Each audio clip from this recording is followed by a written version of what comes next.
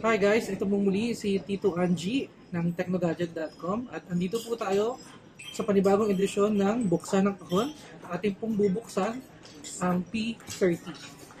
Ito po ay isa sa mga tatlong membro ng P30 series. Yung dalawa po ay ang P30 Lite at yung isa ay yung pinaka-flagship, yung P30 Pro.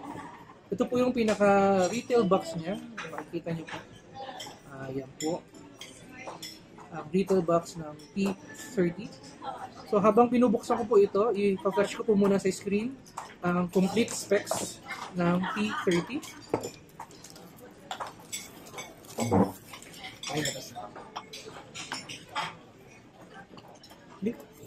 Okay po, ito po yung P30 unit.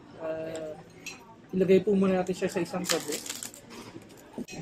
Okay, ito po, meron po siyang SIM ejector tool. Nandito rin po ang clear case.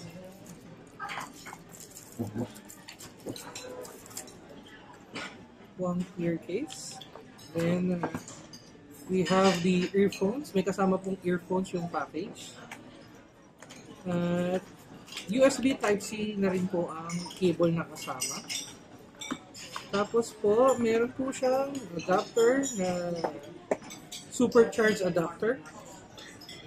Meron po siyang output na up to 5 volts by 4.5 amperes. So, more than 20 watts, or around 22.5 watt output po siya. So, balik po tayo sa unit. Meron po siyang pre-installed screen protector. Yung pong tinagal ko kanina, yung pinaka-cover po ng screen protector. So, let's turn it on. And while waiting for it to boot up, let's inspect the physical appearance of the phone. So, the front is mainly occupied by the 6.1-inch display. In comparison, yung P30 Pro, meron siyang 6.47-inch display. So, mas maliit siya ng konti kumpara sa Pro variant ng P30. Pero meron pa rin po siyang notch sa taas. Tapos, yung notch niya po, ina-house niya po dun yung selfie camera. Yung selfie camera, balikan po kita sa selfie camera. Let's check that one again. Yung sa likod naman po, makikita nyo, meron siyang triple camera setup. Meron siyang 40 megapixel main sensor, 16 megapixel, and another 8 megapixel sensor. Tapos meron siyang dual LED flash. At meron siyang sensors below the LED flash. Sa taas, at the top makikita nyo po meron siyang primary microphone on this part.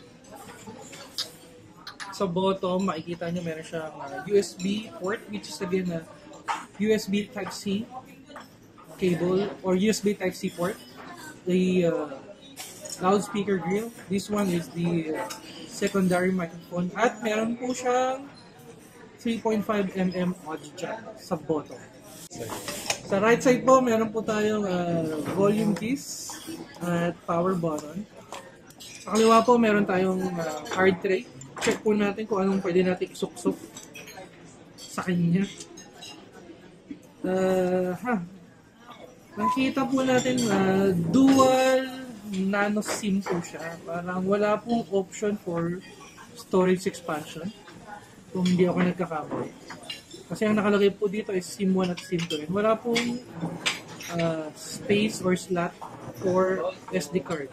In terms po ng specs ni P30, it is powered by HiSilicon 980 octa-core chip, which is actually the same processor na makikita nyo sa P30 Pro at sa Mate 20 Pro. Meron po siyang 8 gigs of RAM and 3,650 mAh of battery. In comparison po doon sa Pro variant, yung Pro variant naman po ay merong 8 gigs of RAM and 4,200 mAh battery. So yung capacity ng RAM at ng battery ni P30 mas maliit kumpara kay P30 Pro. Siyempre po, mas mura po si P30. Ang presyo po ni P30 ay 36,990 pesos. At kung magpe-pre-order po kayo from April 5 to 12, meron po kayong libreng Huawei Watch GT na ang worth naman po ay 12,990 pesos. So medyo sulit na siya kung bibilin mo siya during pre-order period kasi medyo mahal din yung watch. So parang around 13K, maayos mo dun sa 36,990. So parang papatak around 24,000 pesos lang yung phone mismo. Kasi maganda nga yung previous na kasama during pre-order period. So tinatapos ko lang po yung startup procedure. Ito po yung interface ni P30. Checking about phone, makikita niyo po na ang EMI UI version ni P30 ay 9.1 which is based on Android 9.15. So ano po bang nakaligtaan natin? So nabanggit na po natin yung specs ng camera, specs ng battery, yung display niya nabanggit na rin po natin. So basically yun lang po yung quick unboxing po natin. Magkakaroon po tayo ng full review sa ating blog site www.technogadget.com. So kindly visit the site once in a while. Saka po, kung bago po kayo sa channel na to, please kindly hit subscribe and click the bell button for updates sa mga future videos. Muli, ako po si Tito Angie at maraming salamat. Bye!